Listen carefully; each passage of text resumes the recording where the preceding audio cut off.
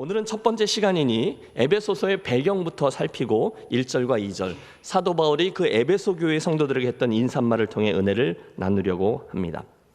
우선 여러분, 이 에베소서는요, 그 다음에 나오는 빌립보서, 골로새서, 그리고 빌레몬서와 함께 옥중서신으로 불린다는 것을 기억해 주세요.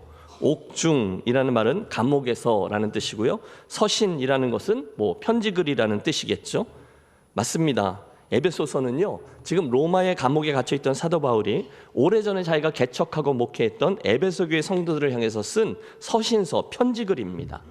우리는 이를 회람서신이라고도 부르는데요, 이유는 물론 그 편지의 1차적인 수신자요 독자가 에베소 교회 성도들이긴 하지만 그 다음 2차적으로는 주변에 있던 다른 교회들까지 염두에 두고 쓰여졌기 때문이에요. 바울은 이 편지가 그 에베소 교회에게 읽혀진 후에 주변 교회들에게도 읽혀질 것을 알고 있었습니다. 그래서 우리는 이 편지들을 회람서신이라고 불러요. 사도 바울은 주후 52년경 그의 두 번째 전도 여행 때 소아시아에 있는 이 에베소를 방문했습니다. 유대인들이 모이는 회당에서 우선 말씀을 전했는데 사람들이 별로 호의적이지 않았어요. 그래서 몇몇 사람들이 비록 저를 붙들었지만 그는 거기 오래 머물지 않고 브리스길라와 아굴라를 남겨둔 채 다른 지역으로 이동하죠.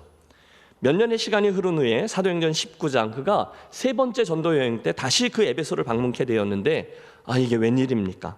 뜻밖에도 거기 믿는 무리가 자리하고 있었던 거예요.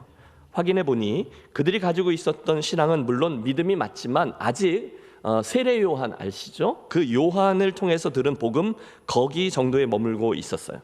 그래서 바울이 묻습니다. 너희가 믿을 때에 성령을 받았느냐? 저들이 대답하죠. 아니라 우리는 성령이 있음도 들어보지 못하였다. 그러면 너희가 무슨 세례를 받았느냐? 대답하되 요한의 세례니라 라고 대답해요. 그래서 바울은 거기서부터 시작해서 온전한 복음, 즉 세례 요한에 이어서 오신 예수님과 그분의 십자가 죽음, 대속적인 죽음이죠, 그리고 부활, 승천, 그리고 재림의 메시지까지 온전한 복음을 전하였고, 그 복음을 전하는 순간 성령님이 임하였으며 그 결과 정식으로 에베소 교회가 출발하게 되었어요. 그리고 나서 그는 그곳에 2년 정도 더 머물면서 정식으로 두란노 서원을 세워 하나님의 말씀을 가르쳤고, 후에는 그가 떠난 후에도 디모데가, 그리고 나중에는 사도 요한이 그곳에서의 목회를 감당했습니다. 그게 에베소 교회예요. 문제는 지금 사도 바울의 그 서신을 받게 된 그 교회 상황이 녹록지 않았다는 겁니다. 여러분, 지금 에베소로 가보십시오. 그것은 아주 전형적인 헬라 도시였습니다. 캠벨 몰간 목사님의 설명을 우리가 참고할 필요가 있죠. 그곳은 풍부한 산업 도시였고 시민들은 부에 대한 열망에 사로잡혀 있었습니다. 도시 활동 중 최고의 목적은 이익을 얻는 것이었는데 그 모든 것들이 다 종교적인 양상을 띠고 있었습니다. 특별히 그곳에는 다이아나 신전이 있었는데 그곳은 도시 상인들에게 신성한 신전인 동시에 은행이었습니다. 그곳은 예배하는 장소였고 또한 그들의 이익을 저축하는 장소였습니다. 다이아나 숭배는 이익을 얻기 위한 욕심과 맞물려 있었습니다. 한마디로 에베소는 황금에 대한 욕망에 사로잡혀 있던 것입니다. 전형적인 헬라 도시, 황금 만능주의에 사로잡혀 있던 도시, 여러분 이해하셨죠? 그런 거대한 세속 도시에 어떤 이름 모를 사람들의 모임이 하나 생겨나는데 그들이 바로 에베소 교회였다는 거예요. 큰 도시의 자그마한 교회 공동체. 그런데 목회자인 사도 바울이 떠나고 없는 지금 그 교회 형편은 정말 풍전등화와 같았습니다. 신학교도 없었고 성경도 아직 완성되지 않았을 때였어요. 게다가 그들은 다 초신자로 구성되어 있었고요, 유대인들과 이방인들이 함께 섞여 있어서 늘 갈등의 소지를 지니고 있었어요. 그러니 여러분, 로마의 감옥에 있었던 사도 바울이 어찌 그들로 인해서 근심하지 않을 수 있었겠습니까? 두고 떠나온 교회, 늘 마음속에 아련합니다. 어떻게 하나? 아니, 잘들 하고 있나? 바로 그 순간 하나님이 그에게 말씀을 주신 거죠. 그래, 지금 저 에베소 교회에는 이 말씀들이 필요하지. 그것이 바로 복음의 능력과 교회의 영광에 대한 말씀이었죠. 복음을 믿어 성도가 된다는 것, 또 그런 이들이 함께 교회로 세워진다는 것은 바로 이런 것이다. 그래서 그가 그 모든 것들을 정리하여 그들에게 편지를 보냅니다. 그게 에베소서의 내용이에요. 자, 이쯤을 이제 서론으로 하고 오늘의 본문 1절과 2절을 함께 대하겠습니다. 함께 다시 한번 읽어보시죠. 하나님의 뜻으로 말미암아 그리스도 예수의 사도된 바울은 에베소에 있는 성도들과 그리스도 예수 안에 신실한 자들에게 편지하노니 하나님 우리 아버지와 주 예수 그리스도로부터 은혜와 평강이 너에게 있을지어다. 아멘. 여러분, 에베소서의 발신자가 누굽니까? 네, 바울입니다. 하나님의 뜻으로 말미암아 사도된 바울은, 그러면 수신자는 누굽니까? 네, 에베소에 있는 성도들과 그리스도 예수 안에 있는 신실한 자들이에요. 그러니까 여기에는 에베소 교회 성도들뿐이 아니라 저와 여러분도 포함되어 있나요, 아니나요? 포함되어 있습니다. 그들에게 편지를 쓰는데 그 글을 쓰면서 사도 바울이 제일 먼저 무엇을 구하며 그들을 축복하고 있습니까? 예, 하나님 우리 아버지와 주 예수 그리스도로부터 무엇과 무엇? 은혜와 평강이 너에게 있을지어다. 아멘. 여러분, 이게 이제 서론을 여는 인사말이었습니다. 바로 시작하죠. 여러분, 사도 바울의 인사말에서 우리가 붙드는 첫 번째 은혜는요, 지금 발신자 사도 바울이 자기가 누구인지를 분명히 인식하고 있었다는 점입니다. 그는 자기를 소개할 때 하나님의 뜻으로 말미암아 그리스도 예수의 사도된 바울이라고 말합니다. 잘 들어보세요. 바울이 그냥 바울이 아니에요. 하나님의 뜻으로 말미암아 사도가 된 바울이었대요. 새해를 시작하였지만 오늘도 수많은 사람들이 잘못된 자기 이해, 잘못된 인생 해석을 가지고 한 해의 삶을 시작하고 있습니다. 그분들을 보면 늘 자기가 먼저 그 자리에 있고 그 다음에 자기 주변에 상황들이 있고 교회도 거기 포함되어, 그리고 나서 어쩌다가 하나님 그분이 필요하면 그분을 자기 인생의 일부로 인정해 드립니다. 선심 쓰듯이요. 늘 자기가 출발점이라는 거예요. 그러나 바울은 아니었다는 거예요.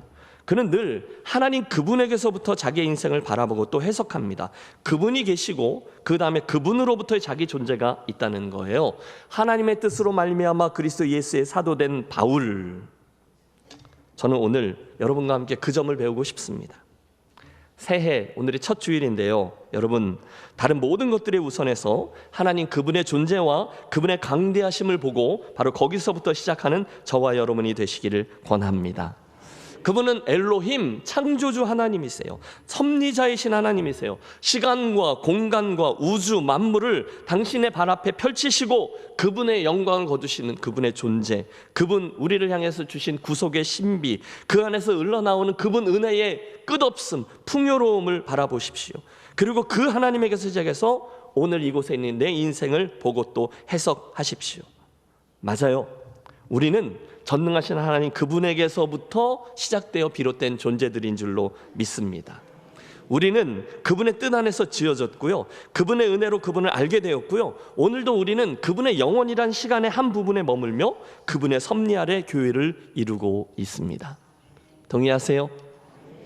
매주 말씀드리죠. 뭘 아멘 하는지를 정신을 똑바로 차리고 아멘 하셔야 돼요.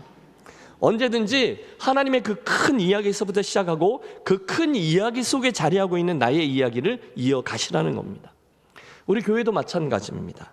우리 교회는 올해로 창립 98주년을 맞습니다. 곧 100년이라는 어마어마하게 의미 있는 그 해를 우리 향해서 이제 카운트다운을 막 시작했어요. 그런데 중요한 것은요, 우리가 우리 교회를 생각하고 우리 교회의 미래를 꿈꿀 때 그 지나간 100년이라는 지난 역사와 궤적들에 초점을 맞추고, 와, 100년 대단한데 이제부터 뭘 어떻게 해야지, 이걸 고민하는 것이 아니라 그 이전부터 영원이라는 공간 속에, 시간 속에 존재하셨던 그분의 섭리로부터 우리 교회를 보고 그 그림 속에서 우리의 현재와 미래를 계획하는 지혜로운 교회가 되시기를 바랍니다. 하나님의 뜻으로 말미암아 그리스도 예수의 사도된 바울, 그 이야기를 하는 거예요. 바울은 항상 그분에게서부터 자기 이야기를 시작했어요. 그분에게서부터 자기의 위치를 다시 확인했습니다. 그게 그의 일평생의 인생과 사역의 무게중심을 딱 잡아줬어요. 그 사도행전 24장인가요? 그가 제일 그의 그 3차 전도여행의 마지막 부분에서 했던 고백, 우리들의 가슴을 울리죠. 나의 달려갈 길과 주 예수께 받은 은혜의 사명, 그것을 순종하려고 하면은 나의 생명을 조금도 귀한 것으로 여기지 아니하노라. 어떻게 그런 고백이 가능할까요? 2000km가 넘는 그 땅들을 걸어 다니면서 복음을 전했던 그 수없이 많은 개척교회들을 섬겼던 그만 그곳에서 은퇴해도 누가 아무도 뭐라고 하지 않을 만한 그가 어떻게 그런 놀라운 고백을 할 수 있나요? 바로 이겁니다. 하나님 그분에게서부터 그 큰 그림 속에서 자기의 인생을 해석했기 때문에 자기의 사명을 감당할 수 있었다는 거죠. 여러분, 사도 바울처럼 그분에게서부터 여러분의 이야기를 시작하는 우리들의 한 해가 되시기를 축복합니다. 둘째, 하나님의 뜻이라는 표현을 통해서 우리는 그의 과거에 있었던 엄청난 변화와 변혁을 알게 된다는 것도 기억하겠습니다. 하나님의 뜻으로 말미암아 예수의 사도된 바울이라는 거죠. 여러분, 그럴만도 하지 않을까요? 예수를 모르던 이가 그분을 믿게 되었을 뿐 아니라 핍박자였던 저가 전도자가 된 것 아닙니까? 그건 어떻게 그게 가능하죠? 불가항력적인 은혜뿐인데 그것은 설명이 잘 되지 않으니까 그가 지금 이 하나님의 뜻이라고 표현한 겁니다. 여러분, 함께 기억하겠습니다. 하나님의 뜻은요, 어떤 목회자가 자기의 야망을 이루기 위해 성도들을 호도할 때 사용하는 말이 아닙니다. 하나님의 뜻은요, 성도들이 인생을 살아가다 이것저것이 잘 안 되고 자기가 자신감이 없을 때 그때 하나님의 뜻 사용하는 말이 아니에요. 대신에 하나님의 뜻은 하나님을 만난 사람이 그 삶의 모든 것이 바뀔 때 그 은혜를 간증하고 설명할 때 설명이 잘 안 되니까 그때 사용하는 말입니다. 그래서 바울은요, 예수 믿고 변화된 자기의 그 이야기를 하나님의 뜻이라고 표현하고 있는 거죠. 아니, 내가 그 정도 이야기를 듣고 변화될 만한 사람이 아닌데, 내가 그 정도의 일로 순순히 교회에 끌려 나올 만한 사람이 아닌데, 어느 순간 하나님의 강권하시는 은혜로 내 심령이 변화되고 복음을 믿게 되어 이렇게 예수 믿는 사람이 되었습니다. 누굽니까? 바울이라는 거예요. 그날 바울이 받았던 은혜를 여러분이 체험하게 된 거죠. 그런 분들은 이 시간 깊이 감사하시기를 바랍니다. 동시에 우리들 중에는 이 말씀을 들으면서 그런 급진적인 변화 변혁을 사모하는 분들도 계실 거예요. 하나님, 새해가 밝았는데 저는 더 이상 이렇게 대충 믿는 저의 모습이 너무너무 싫습니다. 이젠 제가 정말로 제대로 뜨겁게 믿고 싶습니다. 제가 지금까지 수십 년간 교회 다녔는데 제 삶에 물론 중간중간 이런 변화들, 체인지들은 있었지만 바울처럼 전심으로 하나님께 붙들리고 바뀌는 변혁, 트랜스포메이션은 없었습니다. 이제 제가 그 은혜 입기를 원합니다. 아버지, 저에게 그런 강권하신 은혜를 내려 주시옵소서. 갈망하며 구하는 저와 여러분이 되시기를 바랍니다. 물론 여러분, 그 은혜와 그 변혁, 변화는 사람의 힘으로 오지 않아요. 여러분, 이 김 목사가 소리 높여 여러분에게 설교한다고 해서 되는 게 아니잖아요. 여러분, 그럴싸한 직분을 받았다고 되는 것도 아니잖아요. 폼나는 뭔가를 여러분이 해드렸다고 되는 게 아닙니다. 대신 한 가지 방법, 그것은 저와 여러분에게 오직 하나님의 은혜가 임하면인 줄로 믿습니다. 그러므로 여러분, 이 시간 그 말씀을 이 말씀을 들으면서 그걸 사모하십시오. 혹시 오늘 이 자리에 별 기대감도 없이 예수 믿는 게 뭐 그런 거지 뭐, 그 예배가 그 예배지 뭐 이러면서 맹맹하게 자리하고 계신 분이 계시다면 신년 첫 주일 에베소서의 이 말씀을 시작하면서 여러분 안에 꼭 이 마음을 품게 되시기를 바라요.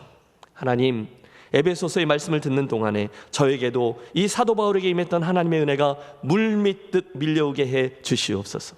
저도 하나님의 그 큰 은혜를 체험하고 싶습니다. 저도 삶의 변화를 경험하고 싶습니다. 여러분, 그날의 사울이 변화되어 바울이 되었다면 오늘 저와 여러분도 능히 변화될 수 있음을 믿습니다. 사모하며 갈망하며 이 말씀 앞에 서주시기를 바라요.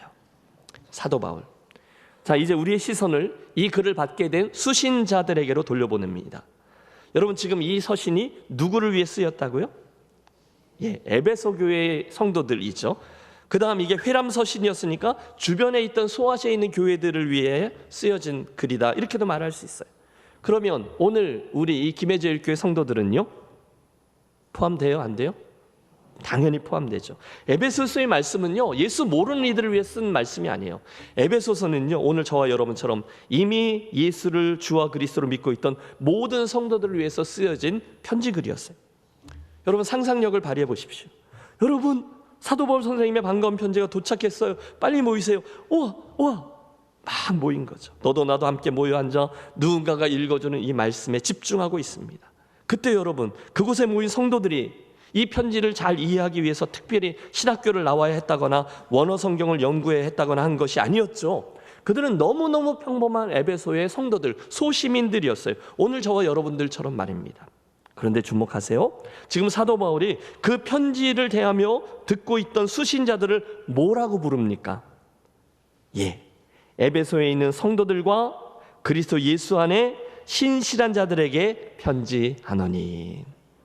여러분, 제가 주목하려고 하는 것은 사도 바울이 우리들의 정체성을 어떻게 규정하는가라는 거예요. 사도 바울은 오늘 저와 여러분을 이렇게 불러요. 첫째는 성도입니다. 둘째는 신실한 자입니다. 그리고 셋째는 그리스도 예수 안에 있는 자입니다. 여러분, 한 가지씩 생각해 보겠습니다. 가장 먼저 성경이 말하고 있는 우리들의 정체성은 성도입니다. 따라해 주세요. 성도. 성도는 문자 그대로 거룩한 부르심을 받은 사람들이라는 뜻이죠. 구약의 출애굽기 19장에 보면 특별한 용어가 하나 나와요. 시내산에서 하나님이 이스라엘 백성들을 만나 주시면서 너희는 이제부터 나의 소유가 되고 제사장 나라가 되며 또한 거룩한 백성이 될 것이고 나는 너희들의 하나님이 될 것이다 말씀하셨거든요. 그때 그들을 부르신 명칭이 거룩한 백성, 즉 성도라는 거예요. 중요한 건 그때 그들이 그런 특별한 부르심을 입을 때 저들의 행위가 완벽했고 완전히 거룩했느냐라는 건데 그렇지 않은 거죠.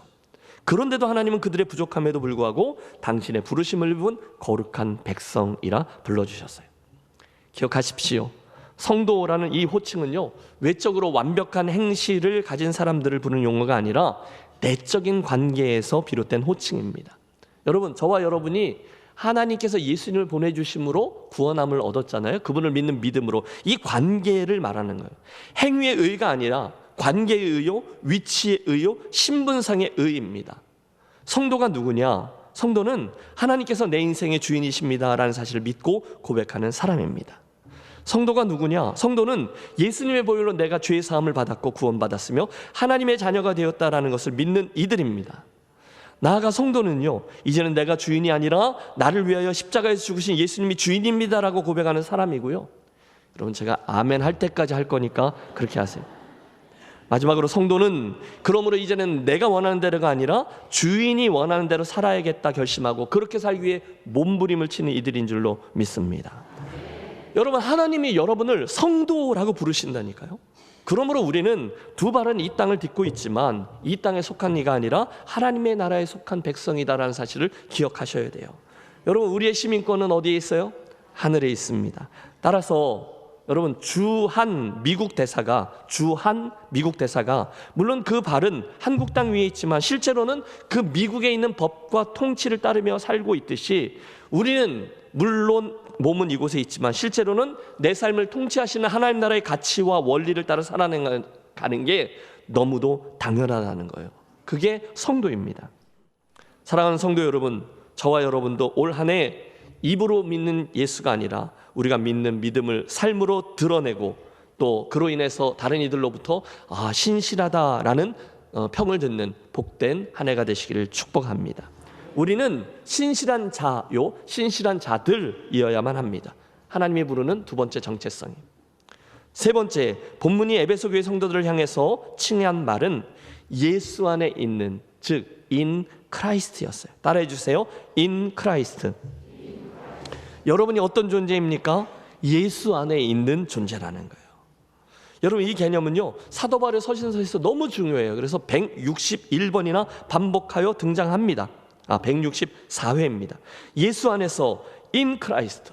여러분, 지금 사도 바울은요, 우리가 볼 때는 in 감옥이에요. 로마의 지하 감옥 속에 있었지만 그의 참 존재는 예수 안에, in Christ 안에 거하고 있었어요. 사랑하는 성도 여러분, 오늘 저와 여러분이 처해 있는 곳, 환경이 중요하지 않아요. 우리들의 상황이 중요하지 않아요. 대신에 저와 여러분이 어디에 살아가고 있느냐, 이게 중요합니다. 신실한 성도인 저와 여러분이 어디 있다고요? in Christ. 항상 예수 안에 서 있는 존재인 줄을 기억하십시오. 이게 우리에게 말씀하는 에베소서의 세 번째 정체성이에요. 놀라운 건 본문에 의하면 바로 그런 이들에게 하나님의 특별한 축복이 준비되고 주어진다는 거예요. 그것이 무엇입니까? 여러분, 우리 마음에 이 소원을 바라며 2절을 합독합니다. 하나님 우리 아버지와 주 예수 그리스도로부터 은혜와 평강이 너희에게 있을지어다. 아멘. 놀라운 축복의 인사죠. 옆에 분을 바라보며 축복해 주세요. 하나님 우리 아버지와 주 예수 그리스도로부터 은혜와 평강이 있게 되시기 바랍니다. 은혜와 평강이 있게 되시길 바랍니다. 아멘. 여러분이 지금 굉장한 말씀을 하신 거예요. 지금 이 간단한 인사말 안에 저와 여러분이 그리스도인이기 때문에 누리는 엄청난 특권과 비밀이 숨겨져 있어요. 성도는 주 안에 있는 이들, 신실한 이들에게는 하나님 주시는 특별한 두 가지 은혜가 있대요. 하나는 은혜, 하나는 평강이라는 거예요. 할렐루야. 먼저는 은혜입니다. 두 번째는 평강이었어요.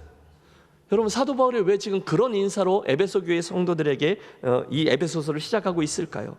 틀림없습니다. 그 당시 에베소 교회 성도들에게, 또 오늘을 살고 있는 김해제일의 성도들에게 바로 그 은혜가 필요하기 때문인 줄로 믿습니다. 오늘 우리에게 필요한 건 그분의 은혜예요. 그분이 주시는 평강이에요. 성도라면 이것들을 당연히 받아 누려야 된다는 겁니다. 이 말은 만일 이것을 못 받아 누리고 있다면 저와 여러분에게 뭔가 문제가 있다는 거죠. 어떠십니까?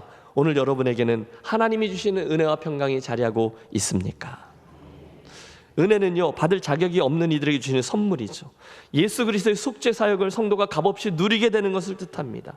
여러분, 그러면 풀어서 설명하죠. 여러분은 하나님께서 나의 죄를 사해 주시고 용서하시고 기억도 하지 않는다라는 은혜를 느끼며 살아가고 계십니까? 이게 은혜예요. 여러분에게 그 은혜가 실제로 다가와 가까이 느껴지고 있습니까? 만일 아멘이 자신 없으시다면 여러분은 다시 시작하셔야 돼요. 어디서부터요? 여러분의 죄와 연약함부터. 사람은 누구나 그 죄로 인해서 하나님께로 나아갈 수 없었어요. 우리는 반드시 그 죄값을 치루어야만 용서받을 수 있어요. 그런데 슬프게도 우리에게는 능력이 없어요. 그 부분을 어떻게 할 수가 없어요. 내가 공을 세우나 은혜 갚지 못하네, 쉼 없이 힘쓰고 눈물 근심 많으나. 여러분, 그게 우리들의 현주소와 능력이죠. 우리는 할 수 없어요. 그 죄를 어떻게 할 수 없어요. 그런데 그 절망의 상황에 갑자기 하나님의 불강력적인 은혜가 임한 거죠. 마지막 찬송 소절은 이렇게 됩니다. 구속 못할 죄인을 예수 홀로 속하네. 여러분, 그것이 은혜인 줄로 믿습니다. 우리는 다 죄인이었어요. 구속 못할 죄인들이에요. 그런데 하나님 전적인 은혜로 예수님이 홀로 속해 주십니다. 성도는 신실한 자, 그리고 예수 안에 있는 우리는 무엇보다 하나님의 그 은혜를 날마다 풍성히 누려야 되는 존재인 줄로 믿습니다. 여러분, 이미 주셨어요. 누리셔야 된다는 거예요. 두 번째 축복도 있죠. 평강입니다. 따라해 주십시오. 평강. 히브리어 단어 샬롬이 우리에게 바뀌면 평강이 되는 거죠.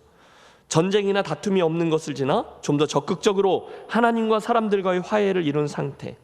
여러분, 오늘 지구촌 곳곳을 보십시오. 오늘날 대한민국의 정치 상황을 보십시오. 평강의 중요성이 너무도 간절히 다가오고 있어요. 그런데 그 평강이 언제, 어떻게, 누구에게 임하는가? 다른 방법이 없죠. 오직 하나님의 사람 성도인 우리가 하나님을 바라볼 때 그분에게로부터 오는 줄로 믿습니다. 그분이 주시는 거예요. 부활하신 주님이 제자들을 딱 만났을 때 첫 번째가 너희에게 평강이 있을지어다. 그러면 아멘, 그리고 받는 거죠. 그는 우리의 화평이신지라 둘로 하나를 만드사 원수된 것 곧 중간에 막힌 담을 자기 육체로 허시고. 예수님이 화평이라는 거예요. 예수님이 평강이에요. 따라서 여러분, 이 시간 그분을 바라보십시오. 그리고 내 삶에 정말로 필요한 그분 주실 은혜와 평강을 사모하십시오. 그런데 재미있는 건 2절을 다시 보세요. 하나님의 은혜와 평강이라는 축복이 어떤 통로를 통해서 온다고요? 하나님 우리 아버지와 주 예수 그리스도로부터예요. 여러분, 이 축복의 근원이 누구세요? 하나님입니다. 예수 그리스도입니다. 그러므로 여러분, 은혜와 평강을 다른 곳에서 찾지 마십시오. 그분에게 구하십시오. 은혜와 평강이 우리에게 있느냐? 우리들 성도됨의 표지인 거죠. 사랑하는 김해제일교회 가족 여러분, 이 아침 에베소서 첫 시간을 열면서 들려지는 사도 바울의 저 축복의 인사말에서 우리 함께 우리 자신을 바라보고 또 오늘 우리에게 필요한 그분의 축복을 재확인하겠습니다. 본문이 이야기한 은혜의 논리는 자명합니다. 나는 하나님의 백성이지, 나는 성도이지, 나는 신실하게 그분을 믿는 자지, 그리고 나는 인 크라이스트, 그분 안에 거하는 자지. 그렇다면 이제 중요한 것은 그분이 주신다 하신 은혜와 평강을 날마다 받아 누리는 것이지. 사랑하는 성도 여러분, 이것이 우리들의 소원이 되시기를 바랍니다.